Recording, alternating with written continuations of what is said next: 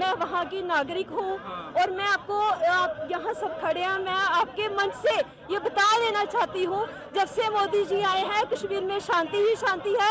और सबसे अच्छा माहौल 2014 के बाद जो जहाँ बहाल हुआ, 370 के बाद जो 2019 में 370 टूटी थी, उसके बाद जो वहाँ में शांति है वो हम हमेशा देखना चाहते हैं और मोदी जी को बार बार देखना चाहते हैं कि अब राम जी को भी पता चल गया भाई कौन हमारे साथ है कौन नहीं है। अब ये उन्हीं का पाप लगा इनको, सही बात कहूँ तो कांग्रेस पार्टी को राम जी का ही पाप लगा। भगवान जी को भी अब छलोगे, धोखा दोगे तो कैसे बच पाओगे। मैं खुल के बोलूंगी, डरूंगी नहीं। यही लोग उनको बना देते थे, यही लोग उनको फंडिंग करते थे। आज कहाँ है ये लोग? खुद के लाले पड़े हैं, खुद अंदर बैठे हुए हैं। हम लोग कश्मीर जाते थे ना तो वो ये नहीं कहते, वो कहते थे भारत का कोई आया है, इंडिया के लोग आए हैं। वो ये मानने को तैयार नहीं थे कश्मीर भारत का अभिन्न मतलब था भी और है भी। हाँ जी, मेरा नाम अनु सिंह मनहास है, मैं जम्मू कश्मीर से हूँ, तो इसलिए मैं आई सामने। नहीं, अब जम्मू कश्मीर से तो वोटिंग भी होगा वहाँ पे, हो गई हो गई। क्या रहा मुद्दा आप सबके बीच, किस आधार पर आप लोगों ने वोट किया? और नहीं, डेवलपमेंट, सबसे पहले डेवलपमेंट, फिर जो 370 और 35A का मुद्दा था वो आपको पता ही, सबको पता है, तो वो जड़ से उखाड़ फेंका है। नहीं, हम लोगों को पता है, लेकिन आप वो लाइफ जी रहे हो, तो क्या बदला पहले और इसके बाद वाला? बहुत कुछ बदला है। हम 2-3 पॉइंट। हाँ, मैं बताती हूँ 1 बाय 1 करके। सबसे पहले आप देखिए, कश्मीर में टूरिज्म मतलब जो टूरिस्ट है वो बढ़ा है पहले के मुकाबले। आप पिछला वाला रिकॉर्ड देखिए, उसने पिछले वाले रिकॉर्ड देखिए। बिल्कुल, ये हम नहीं बता रहे हैं, ये डाटा बता रहा है। और दूसरी बात, जहाँ पे ये हफ्ते में 7 दिन में 5 दिन मार्केट बंद रहती थी, कश्मीर बंद रहता था, वहाँ आज 7 दिन खुल रहा है। 24/7 मतलब रात को तो चलो बंद होता ही होता है। ये चीज़ बदली है। गरीब जनता को क्या लगा मुझे बताइए, चाहे वो किसी भी कम्युनिटी से है। मैं नहीं कहती हूँ कि हिंदू मुस्लिम सिख ईसाई, हम तो कहते हैं भाई भाई। लेकिन आप बताइए, एक चीज़ बताइए कि जब एक गरीब मुस्लिम भाई बहन, जब उसका बेचारा वो बाहर काम करने के लिए जाता है और खाली हाथ लौट के आता है, क्या वो सही है? जब काम करके कुछ 4 पैसे घर पे लाता है वो सही है? ये बदला है।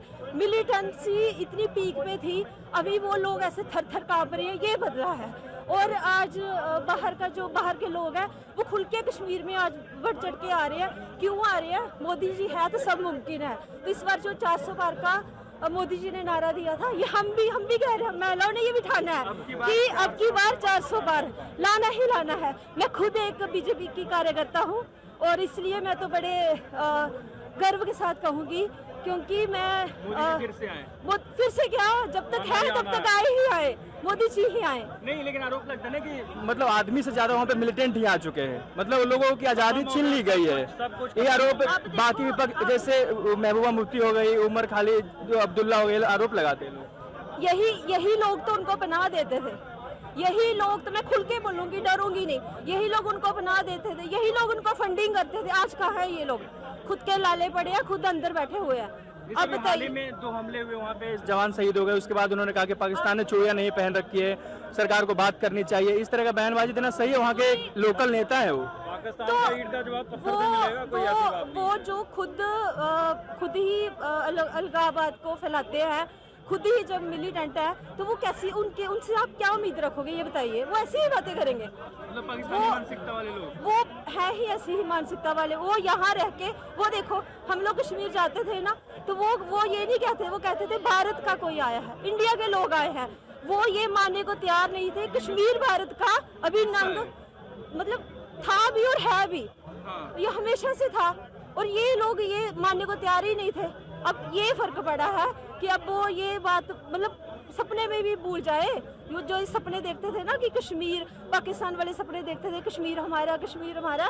कश्मीर भारत का भी नंग था, है और रहेगा। तो क्या अब वहाँ के लोगों में बदलाव आ रहा है कि अब देश को एक साथ मान रहे हैं? पहले लोग, कुछ लोग ये भी थे कि पाकिस्तानी मानसिकता वाले लोग भी थे, पत्थरबाजी होती थी, बदल रहे हैं लोग। देखिए भाई साहब, जो भी है, मैंने आपको पहले ही बताया कि जो पाकिस्तान मानसिकता वाले लोग थे ना, वो अब गरीब जनता को क्या है? मैं कह रही हूँ ठीक है, वहाँ मुस्लिम कम्युनिटी है, लेकिन अब मैं ये नहीं कह रही जो दिहाड़ीदार बंदा है, जो दुकानदार बंदा है, जो बिजनेसमैन बंदा है, उसको मिलिटेंसी से क्या है? उसको काम से मतलब, उसको बिजनेस से मतलब है। आज आप देखो वहाँ पे टूरिज्म बढ़ा है, तो ये किसको फायदा हुआ? वहाँ के लोगों को फायदा हुआ ना, वहाँ के लोकल पब्लिक को फायदा हुआ ना। तो ये वो खुश नहीं होंगे क्या? तो ये लोग मुफ्ती महबूबा हो या उमर अब्दुल्ला हो, कोई भी हो, ये क्या कर रहे हैं पता? ये सिर्फ जानबूझ के लोगों का ध्यान भटका रहे हैं कि कश्मीर में अशांति है, शांति नहीं है। और ये झूठ है। मैं वहाँ की नागरिक हूँ और मैं आपको, आप यहाँ सब खड़े हैं, मैं आपके मंच से ये बता देना चाहती हूँ, जब से मोदी जी आए हैं कश्मीर में शांति ही शांति है। और सबसे अच्छा माहौल 2014 के बाद जो जहाँ बहाल हुआ, 370 के बाद जो 2019 में 370 टूटी थी, उसके बाद जो वहाँ में शांति है, वो हम हमेशा देखना चाहते हैं और मोदी जी को बार बार देखना चाहते हैं। और ये जो नेता, ये जो मनगढ़ंत कहानियाँ, ये क्योंकि इनके पास कुछ है नहीं है, इनके पास कुछ है नहीं है, ये बुखला गए हैं। तो ये अब क्या करेंगे? अब बुखलाहट में ये बोलते रहते हैं, बस यही है। एक आरोप लगता है मोदी जी पर कि बहुत ज्यादा हिंदू मुस्लिम करते हैं, वहाँ किस तरह का इमेज बना है इनका? हाँ, अब आप बताइए। पता नहीं, मुझे लगता है कि 200-250 से ज्यादा स्कीम्स होगी। उस पर नाम लिखा है कि ये गीता को मिलेगी या सायरा को मिलेगी या सलमा को मिलेगी। तो कोई योजना है नहीं। है कोई? अगर PMAY के पैसे आते हैं, वो हिंदू में भी आते हैं, मुस्लिम में भी आते हैं, सिख में भी आते हैं, ईसाई में भी आते हैं। पीछे से क्या तय हो क्या था ये हिंदू को मिलेगा? नहीं, ऐसा तो अगर 33% रिजर्वेशन दी है वीमेन को, उसमें नाम लिखा है कि हिंदू महिलाओं को मिलेगा, मुस्लिम को नहीं मिलेगा, सिख को नहीं मिलेगा, ईसाई को नहीं मिलेगा, फिर ये क्यों कहते हैं? क्योंकि इनके पास कुछ है नहीं है। मोदी जी जो करते हैं, विजनरी लीडर है, वो जो करते हैं प्लानिंग से करते हैं, देश के हित में करते हैं, जनता के हित में करते हैं। एक गरीब माँ का बेटा, एक चाय बेचने वाले का बेटा, उनको क्या लगा मुझे बताइए कि आप ये सब करते थे ना, ये सब करते थे। अगर मैं आपको लोकल बॉडीज के चुनाव की बात करती हूँ, मैंने पूरी लाइफ में अपनी लोकल बॉडीज के चुनाव 1 या 2 बार देखे हैं। हालांकि वो हर 5 साल के बाद होने चाहिए, नहीं करवाते। क्यों नहीं करवाते? क्योंकि लोग अवेयर ना हो जाए। अब पहली बार लोकल बॉडीज के वहाँ चुनाव हुए हैं, वहाँ पर सरपंच भी बने, पंच भी बने, BDCs भी बने और DDC भी बने। 3 टायर सिस्टम जम्मू कश्मीर में पहली बार बना। ये भी हमारे लिए बहुत बड़ी बात है। हमें 3 टायर सिस्टम का पता नहीं था। क्या कहते इसको, मतलब ये क्या होता है? जब BDC आई हमें पता चला, जब DDC आए हमें पता चला। हमें तो वही था, भाई सरपंच कौन बना? भाई तू उठ जा, तू सरपंच है हमारा। और 10 साल भूल ही जाते थे ये दूसरा कोई सरपंच आएगा। अब ऐसा नहीं है, अब ऐसा नहीं है। कश्मीर की बात छोड़ो, जम्मू कश्मीर बदल गया है। खाली कश्मीर की बात मत किया करो, जम्मू भी उसके साथ ही है, तो जम्मू कश्मीर बदल गया। अब एक आरोप मैं पूछता हूँ, दिल्ली में आते हैं, राहुल गांधी आरोप लगा रहे हैं कि देश से संविधान खत्म करने वाले हैं मोदी जी, यदि जीत कर दोबारा तीसरी बार आ जाते हैं तो आपको भी ऐसा डर लगता है कि संविधान खत्म हो जाएगा यदि मोदी जी फिर से जीत करके आ गए तो? बिल्कुल नहीं, संविधान मजबूत हुआ है पहले से। ये सिर्फ आरोप है और ये आरोप ही रहेंगे। ये इनकी बातों पे मुझे तो लगता है कोई सुनता ही नहीं है। हम लोग तो नहीं सुनते भाई, जो लोग ध्यान से सुनते हैं उनकी मानसिकता कैसी है मैं नहीं बता सकती हूँ, क्योंकि कहते कुछ है करते कुछ है। ये आपने नोटिस किया होगा, बोलते कुछ है और नहीं, मतलब जनता की बात ही करिए, जनता नोटिस करती है। वो कहते कुछ है बोलते कुछ है, ऐसा कुछ नहीं है। जो मोदी जी करते हैं, मैंने पहले भी आपको कहा, वो आम देश के नागरिक के लिए करते हैं, उस पर विदाउट एनी डिस्क्रिमिनेशन। वो चाहे हिंदू है, मुस्लिम है, सिख है, ईसाई है, मेरी कोई बहन है, भाई है, ये भूल जाए कि वो किसी एक पक्ष के लिए वो खड़े हैं। बिल्कुल नहीं, वो पूरे देश के लिए खड़े हैं और खड़े रहेंगे। मैं आपके माध्यम से जनता को ये बता देना चाहती हूँ कि मोदी जी ही हैं जो सिर्फ सबकी बात करते हैं, सबके साथ, सबका विकास, सबके विश्वास को लेकर चलते हैं। ये राहुल गांधी, मैं अब आगे कुछ नहीं कहूँगी, शब्द तो बढ़िया कहने वाले उनके लिए, लेकिन मुझे नहीं अच्छा लगता, क्योंकि हमें ऐसा नहीं सिखाया गया किसी के लिए आप कुछ गलत बोलो। वो भी एक परिवार से ये भी लगाते हैं कि देश में डिक्टेटरशिप आ गया है, मोदी जी तानाशाह की तरफ डिक्टेटरशिप आ गया है। केजरीवाल जेल में चले गए, हेमंत सोरेन जेल में चले गए, ED CBI का गलत इस्तेमाल कर रही है सरकार, ये आरोप है। अब जो गलत करेगा अब वो वैसा भुगतेगा, इसमें डिक्टेटरशिप की बात नहीं होती है। अब मैं यहाँ खड़ी हूँ, आप यहाँ खड़े हो, अब यहाँ कोई भी गलत करेगा तो अब पुलिस आएगी, उसको पकड़ के ले जाएगी, तो इसमें डिक्टेटरशिप कहाँ से आ गई? अब जिसने जैसे कर्म किए हैं, जिसने जैसा किया है काम, उसको वैसा फल तो भुगतना पड़ेगा। अगर वो निर्दोष हैं तो भाई बरी हो जाएंगे, किसने बोला है अंदर ही रहेंगे? प्रूफ करेंगी, हमारी सुप्रीम कोर्ट है तो वो करेंगे। हम लोग थोड़े ये फैसला लेने वाले हैं। अगर अब इतने 40 करोड़ के जिसने पर्दे लगा दिए, वो कितने ही वो होंगे आप बताइए, दूध के दूल्हे होंगे, आप ये बता दीजिए 40 करोड़ के पर्दे, तो 40 करोड़ अगर यहाँ दिल्ली में लगाया होता, मुझे लगता है कि दिखाई देता कुछ। तो एक आरोप ये भी है कि जैसे आपने कहा कि 400 पार होने वाला है, राहुल गांधी बोल रहे हैं कि बीजेपी का एक और जुमला है वो 250 पार भी नहीं जाने वाले हैं। राहुल गांधी को बता देना चाहती हूँ, हम पहले ही 400 प्लस है। कैसे? हम उसमें बिल्कुल, अब सुनिए मैं बता देना चाहती हूँ, हम पार्लियामेंट में 400 प्लस ही है। हमारी अपनी 303 सीट्स है, एनडीए की सीट्स हैं, प्लस जो भी हमारे कहीं से 10, कहीं से 15, कहीं से जो कैडर वो हमारे ही हैं। हम आगे ही 400 प्लस है। हमने, मोदी जी ने ऐसा नहीं कहा था 400 प्लस, वो कुछ सोच के ही कहते हैं, ऐसे राहुल गांधी की तरह ऐसे बोल ही देते हैं। तो राहुल गांधी जी ये ध्यान रखिए, ये गिन लीजिए, हम आगे ही 400 प्लस है, तो 400 प्लस ही रहेंगे। मैं और बात जानना चाहता हूँ, क्या बीजेपी की सरकार आने से थोड़ा सा हिंदू धर्म और सनातनी मजबूत हुए हैं, ये कहा जाता है? ये सबसे आपने बहुत ही अच्छा क्वेश्चन पूछा। ये आप मेरे से ज़्यादा बेटर समझते हैं, बेटर जानते हैं। हाँ, मैं बताऊँ, जो राम मंदिर का मुद्दा था, आपने देखा वो हर इलेक्शन में, वो क्या इलेक्शन का जो उनका मैनिफेस्टो में रहता था, क्या रहता था जी, राम मंदिर बनाएंगे, राम मंदिर बनाएंगे, लेकिन बना नहीं, बना तो नहीं, और उनसे बनने वाला भी नहीं था, क्योंकि उन्होंने सिर्फ राम मंदिर को लेकर इलेक्शंस लड़ी हैं, बस, और कुछ नहीं। हिंदुओं के जो इमोशंस है ना, उनके साथ खेला। यहाँ तक कि अब राम जी को भी पता चल गया भाई कौन हमारे साथ है, कौन नहीं है। अब ये उन्हीं का पाप लगा इनको, सही बात कहूँ तो कांग्रेस पार्टी को राम जी का ही पाप लगा। भगवान जी को भी आप छलोगे, धोखा दोगे, तो कैसे बच पाओगे आप, ये बताइए। तो राम जी मोदी जी के साथ थे, है और हमेशा रहेंगे। अब जिसके साथ भगवान है, वो ऊपर खुद ऊपर बैठा हमारा जो क्रिएटर है, वो जिसके साथ है, उस बंदे का कोई कुछ नहीं बिगाड़ सकता। लोकतंत्र खतरे में तो नहीं लगता आपको? दिल्ली घूम रही थी आप, कश्मीर से भी जम्मू कश्मीर आ गई होंगी। G20 हुआ, लोकतंत्र खतरे में था क्या? ये G20 हुआ, श्रीनगर में भी हुआ, हाँ, वहाँ भी गई थी, वहाँ भी हुआ, पहले वहाँ हुआ, फिर दिल्ली में हुआ, लोकतंत्र खतरे में था। नालंदा को दिखाया गया, लोकतंत्र खतरे में था।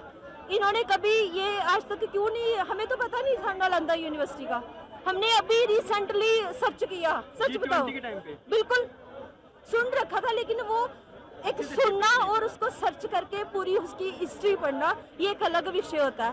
बच्चे ने नालंदा यूनिवर्सिटी का इतिहास पढ़ा G20 की वजह से। G20 में जब वो दिखाया गया तो हर बच्चे ने पढ़ा कि ये क्या था भाई, हर किसी को पता चला। अब ठीक है, राम जी का सबको पता है, अयोध्या में उनका जन्म हुआ था, अयोध्या उनकी है, लेकिन अब इतिहास पढ़ रहे हैं बच्चे, ये क्या कम है? तो ये बदलाव आप देख रहे हो, ये छोटे छोटे बदलाव जो है, ये तो मोदी जी ने कहा ट्रेलर है, पिक्चर तो अभी बाकी है। तो जब ट्रेलर इतना अच्छा है तो पिक्चर कैसी होगी? बस हमें टिकट्स खरीदनी है, सही टिकट्स बोर्ड के माध्यम से। मैं आपके चैनल के माध्यम से जनता को बता देना चाहती हूँ कि भाई सही टिकट, फिल्म देखने जाते हैं ना, तो फैमिली के साथ जैसे हम फिल्म देखने जाते हैं, आप सोचिए फैमिली के साथ एक टिकट खरीदनी है, और अच्छे से मतलब वो हमने मोदी जी के, भारतीय जनता पार्टी के नाम पे वो ठप्पा लगाना है, और यही आपका एक मोदी जी को रिटर्न गिफ्ट रहेगा राम मंदिर के लिए। मोदी जी पर एक आरोप है कि राम के नाम पर वोट मांगते हैं, मांगना चाहिए? नहीं मांगते राम के नाम पे वो, हमने भी कंपेन नहीं की। अभी हमारी रिसेंटली 26 मई को हमारी वोटिंग थी, हमारी जो ये सीट थी तो पार्लियामेंट्री सीट थी, लेकिन हमने नहीं कहा। हाँ, जैसे आपने कहा सनातनी का जब नाम आता है तो राम मंदिर का नाम आ ही जाता है, तो हम स्पेशली हर बार राम मंदिर नहीं करते भाई, लेकिन जब नाम आता है तो जरूर लेते हैं। अब राम हमारी आस्था है, हमारे प्राण है, हमारे भारत की आत्मा है। जब शरीर से आत्मा ही नहीं रहेगी तो शरीर तो बेजानी मिट्टी का ही है। तो आप समझ सकते हो, राम भारत की आत्मा है, बिना राम नाम लिए तो किसी का भला नहीं होने वाला।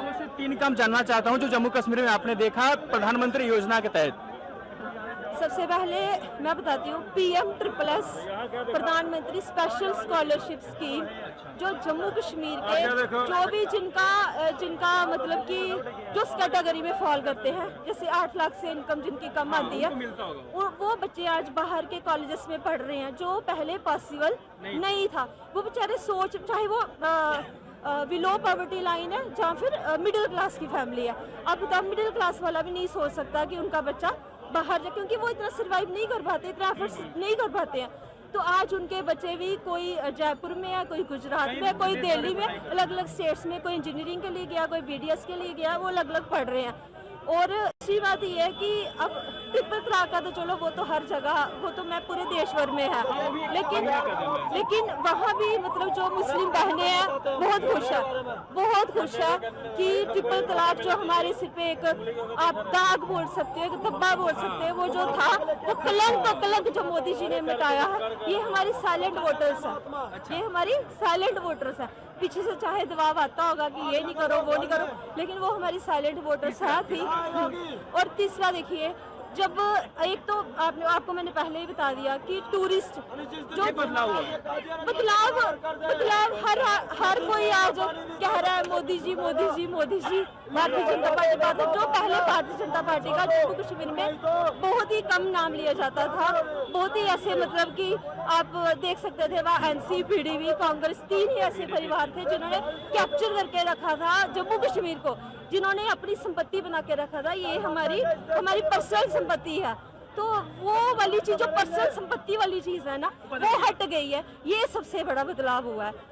अब पर्सनल संपत्ति, आपका घर है ये आपकी पर्सनल संपत्ति है, आपकी जमीन है ये आपकी पर्सनल संपत्ति है, लेकिन आप किसी स्टेट को, किसी देश को, किसी मोहल्ले को, हम मोहल्ले में रहते हैं, हम पूरे मोहल्ले को मैं ये नहीं कह सकती ये मेरी प्राइवेट हमारी वो है, लेकिन आप अपने घर को बोल सकते हैं, लेकिन उन्होंने पूरे जम्मू कश्मीर को बोल के रखा था कि ये हमारी जो पर्सनल हमारी प्रॉपर्टी है। अब पर्सनल प्रॉपर्टी का जो टैग था ना वो खत्म हुआ है। जो परिवारवाद एक के बाद जो ये चलती आ रही थी ना, ये नेपोटिज्म का जो खेल था ना, ये मोदी जी ने खत्म कर दिया। मोदी जी ने क्या, जनता ने खत्म किया है। क्या नाम है सर आपका? नरेंद्र सिंह। क्या बदलाव हुआ है सर कश्मीर में? आप भी साथ में? बड़ी अच्छे तरीके से, जैसे यहाँ चांदनी चौक में वहाँ लाल चौक में झंडा लगा है हमारा, और इससे बड़ा क्या चाहिए? ये बड़ी बात है। सबसे बड़ी बात है लाल चौक में झंडा हमारा इंडिया का लहरा रहा है, भारत का। पहले वहाँ पे झंडा नहीं होता था, पत्थरबाजी होती थी, ऐसा बोलते हैं। 500 रुपए में जो मर्जी पत्थर ले जाओ, जहाँ से मर्जी डलवा लो, वो चक्कर। आज कुछ नहीं, झंडा कौन से जलाते थे? हमें आजादी चाहिए। कौन सी आजादी भाई? आज सब कुछ, सब आजाद है, सब आजाद है, फर्स्ट क्लास चल रहा है। हिंदुस्तान में रह के ही हिंदुस्तान से आजादी मांगते थे। जैसे यहाँ रौनक है ना, आज आप लाल चौक पे चले जाइए, वैसे ही रौनक मिलेगी, इसी टाइम पे, इसी सेम टाइम पे रौनक मिलेगी, झंडा भी चमचमाता नजर आएगा। तो वो देख के जो वो खुशी होती है ना, वो लगी ही है, वो लगी, मतलब वो हम एक्सप्लेन नहीं कर सकते वो जो खुशी होती है। क्या सर 400 पार का नारा लग रहा है, आप मानते हैं कि सक्सेसफुल है ये नारा? बिल्कुल सर, ये है सक्सेसफुल। जनता चाहती है, मोदी जी को ही चाहती है, और कोई है ही नहीं, ऑप्शन ही नहीं है लोगों के। तो है अखिलेश यादव, राहुल गांधी, कुछ नहीं, वो कुछ है ही नहीं है। वो क्या आलू को सोना बनाना, वो क्या करेंगे? इनको खुद को नहीं पता इनका PM कौन है, अभी तक ये नहीं पता इनको। ये तो नहीं पता। ये 24-25 लोग हैं ना, ये खुद लड़ रहे हैं अभी कि भाई PM कौन। बड़े खड़गे जी बोलते हैं मैं बनूंगा, राहुल जी पता नहीं खुद ही बन के बैठे हुए हैं। तो ममता जी मैं मतलब वो तो आपको बताइए ना। तो ये सब तो इनके वो अलग अलग इनके चेहरे, अब इनको ये डिसाइड नहीं कर पा रहे इनका PM कौन है, ये सरकार क्या बनाएंगे। ममता जी को पता है, वो इनके साथ खेला कर रही है। ममता जी खेला कर रही है इनके साथ, और क्या, वो खेला ही करती रही है। बिल्कुल, एक भी सीट नहीं दिया फिर भी अलायंस में साथ में है। हाँ, तो खेला ही है, सामने दिख रहा है। ये चीज को जनता समझ रही है अच्छे तरीके से? बिल्कुल समझ रही है, बिल्कुल समझ रही है। मैंने वही कहा कि अब सब जगह सब एक जैसे लोग नहीं मिलेंगे। घर पे ही 5-6 भाई बहन होंगे ना, एक की सोच अलग होगी, दूसरे की अलग होगी, तीसरे की अलग होगी। तो वो हमने एक साथ लाके, एक मंच पे लाके वो सोच में कैसे बदलाव करना है, और आया भी है।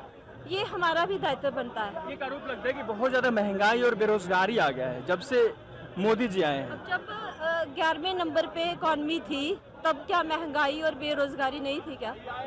अब जब 5वें नंबर पे है तो लोगों को बेरोजगारी भी दिख रही है और महंगाई भी दिख रही है। और मोदी जी ने कहा भाई अब तो 3रे नंबर पे आने वाली है। तो फिर ये लोग तो यही कहेंगे। अब मैंने कहा आलू प्याज के चक्कर में, तेल के चक्कर में अब मोदी जी को नहीं गवा देना, जो देश के लिए सोचता है, जो आम जनता के लिए सोचता है। ये IMM बना, IT बन रहा है, मतलब एम्स हमारा सबको, सब स्टेट में एक होगा ना। हमें दो मिले हैं, कश्मीर में अलग से, जम्मू में अलग से, एम्स बिल्कुल 2 मिले हैं। तो इसलिए मैंने कहा ना, हर जगह हर मानसिकता के लोग मिल जाएंगे।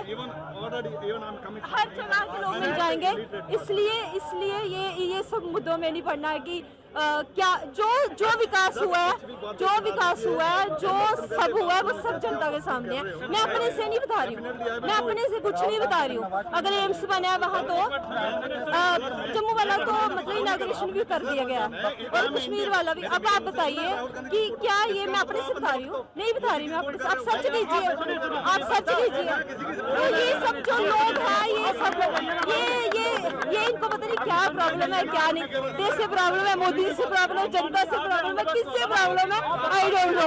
बट ऐसे लोग मुझे लगता है यही ज्यादा देश के लिए नुकसानदायक है। मोदी जी बेचारे अकेले क्या करेंगे?